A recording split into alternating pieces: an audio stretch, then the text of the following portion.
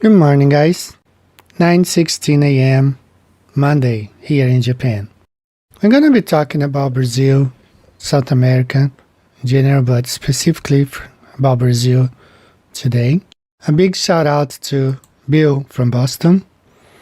Bill is an American living in Japan. He has his own English studio in Tokyo where he teaches English face-to-face and online. So if you are a foreigner here in Japan and you want to brush up your English, you can contact Bill at this number and this website. There will be a link in the description.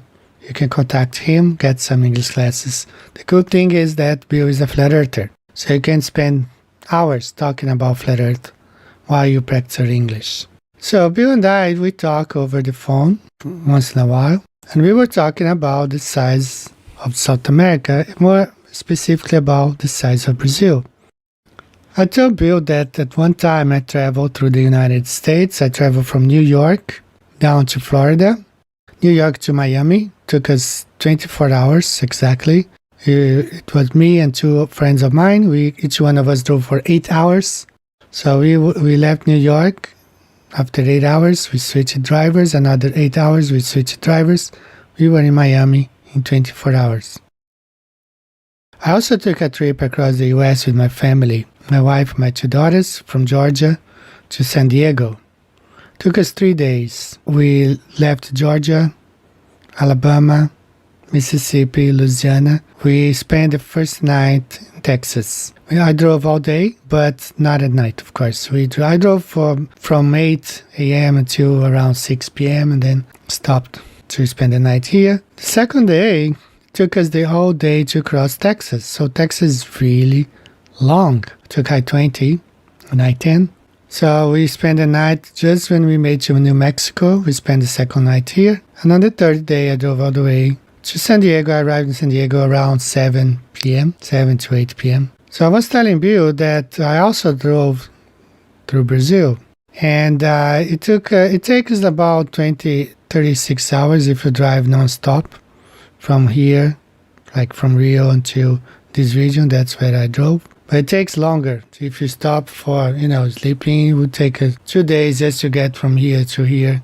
And I was with an American friend, and I wanted to go to Puma Punku. At that time, I was a big fan of the sci-fi show Ancient Aliens. I call it sci-fi because it's science fiction.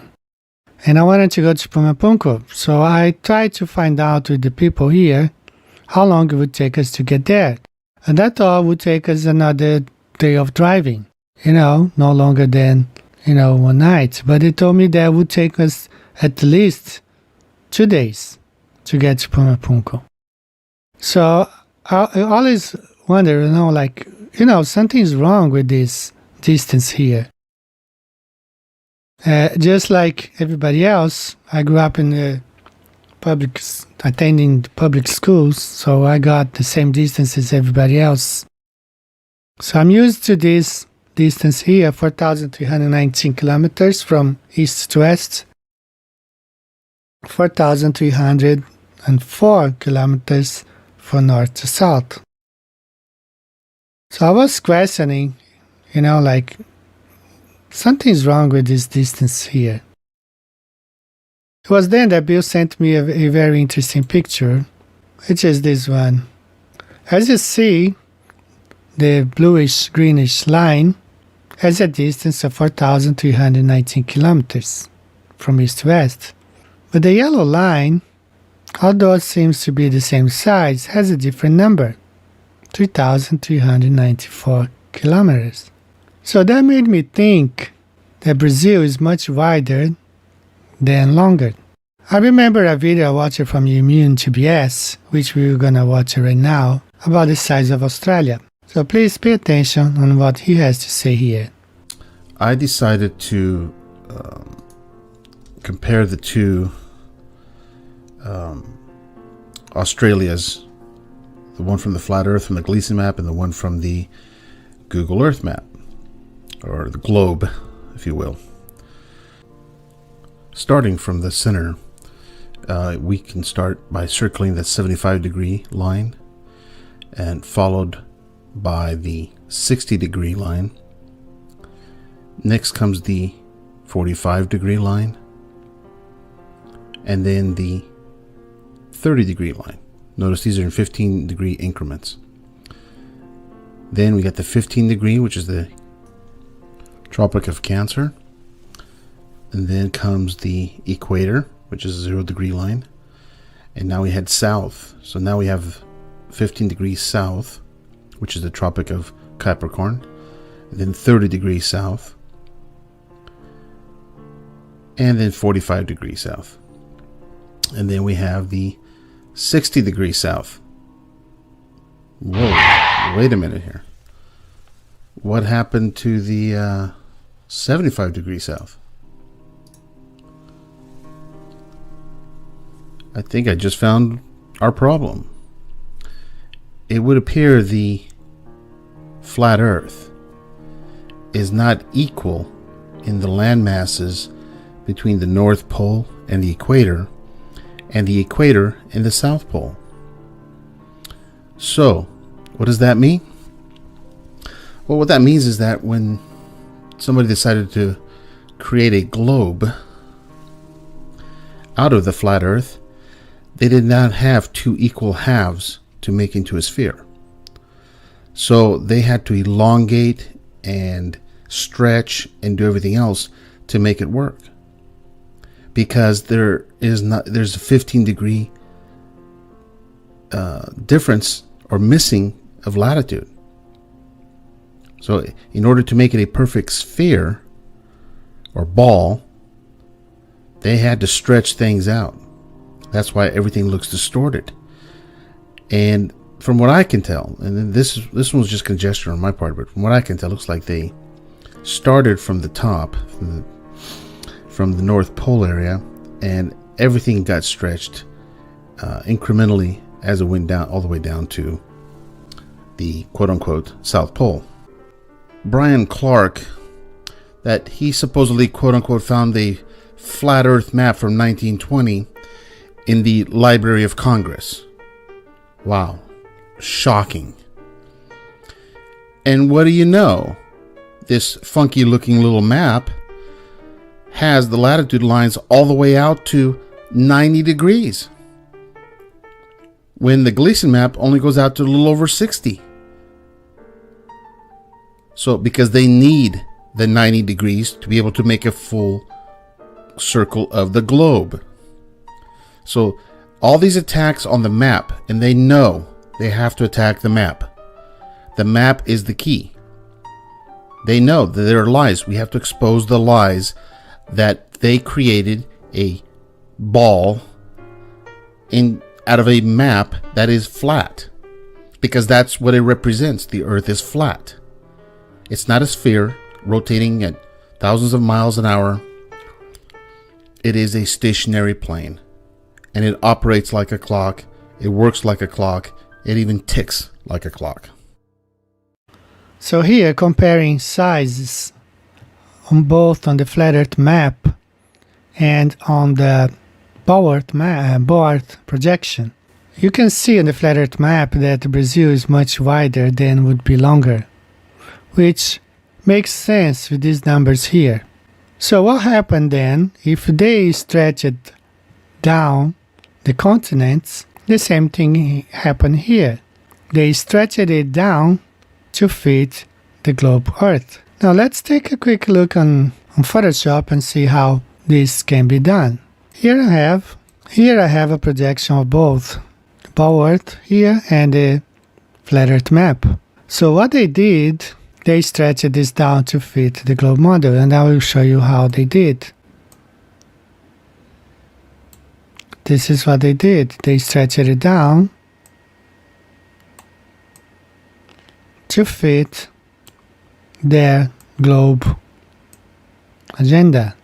Something like this. I can make a little bit shorter and smaller.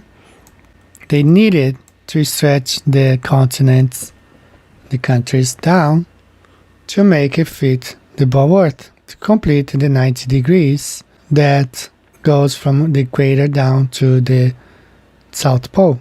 So that's why you see so many discrepancies when you look at, for example, the Colpiters, for example, is one of them, or when you look on the globe. So I try to find a globe that is for educational purpose, because most maps are not for educational purpose. So you see how long, how big South America looks on the globe and everything else, but the flat earth map has it the way that it's really supposed to be. Brazil is much wider than longer, and it doesn't get all the way down to the 90 degrees. They had to stretch it out to make it fit the globe model. I'm gonna show you exactly what's going on here. When you watch this video, you see that the flat earth map came first with Al-Biruni. He lived between the 973 AD to 1048 AD, was from Persia, and he is credited to have come up with the azimuthal equidistant map, known as the flat earth map. But something happened. In 1492, this guy wrapped the flat earth map around a ball. And you can see in the animation how they stretched it down to fit the 90 degrees they needed from the equator down to the South Pole. So everything got to be stretched down. You can see here Brazil, how it was stretched down to fit the globe model. So everything, all the continents, including North America, was stretched down to fit the globe model. Even Australia. This is exactly what Immune to BS was explaining. Here we have different projections showing South America, and I actually got this image from a geography website demonstrating the different projections where they have South America in totally different shapes. That has a lot of implications, especially when someone is flight planning. And all of these claim to be correct. And here we do have someone who demonstrated how someone can get a flat earth map and transform into a globe. This guy, he picked up a Gleason's map and he went to Blender, a software program, and first he converted into one that looks like Mercator projection or a Gall-Peters projection, and from there he went on to create a globe.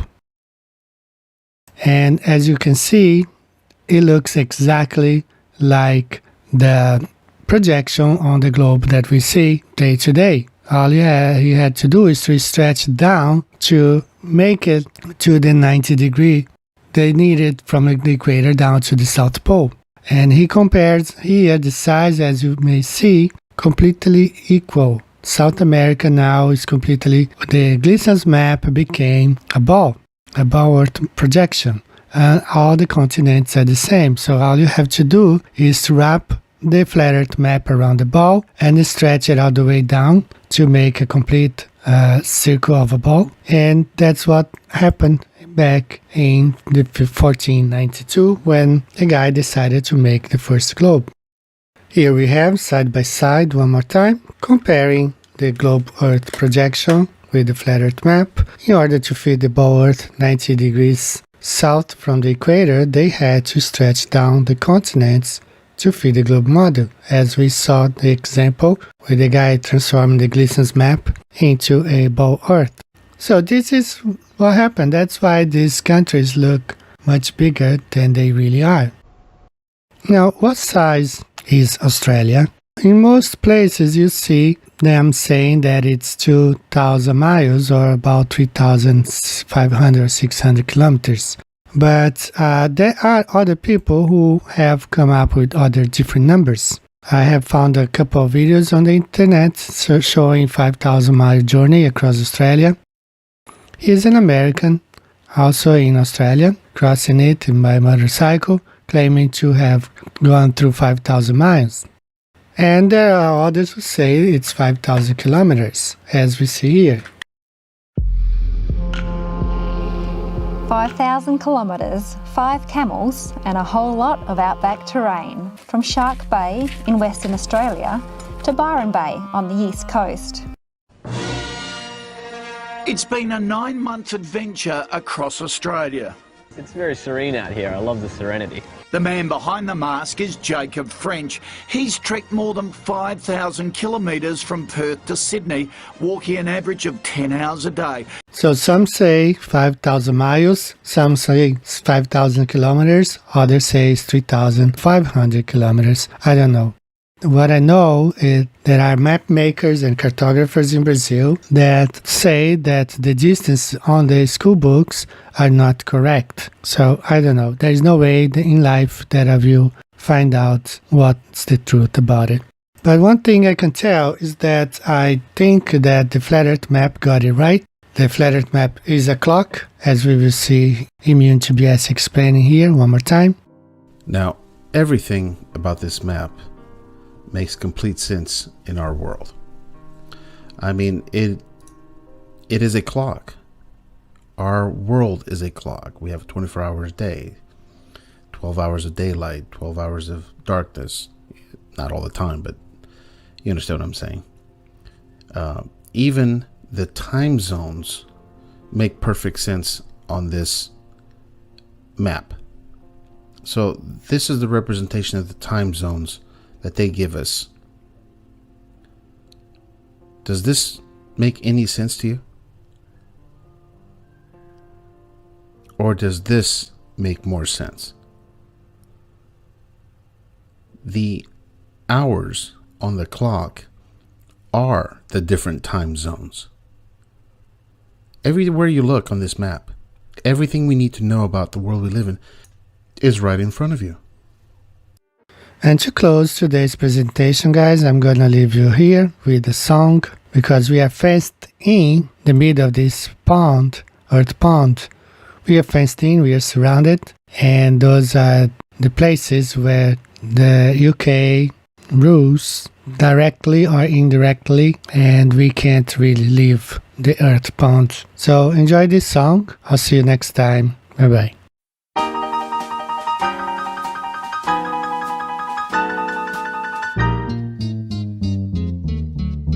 Oh, give me land, lots of land, and a starry skies above.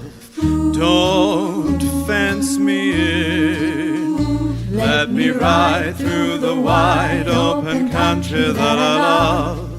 Don't fence me in. Let me be by myself in the evening breeze and listen to the murmur of the cottonwood trees.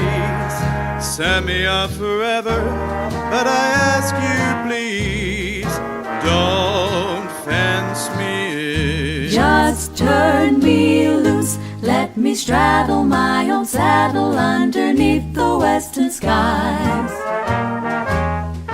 On my cayuse, let me wander over yonder till I see the mountains rise. I want to ride to the ridge where the west commences and gaze at the moon till I lose my senses. And I can't look at hobbles and I can't stand fences. Don't fence me in. No, Papa, don't you fence me in.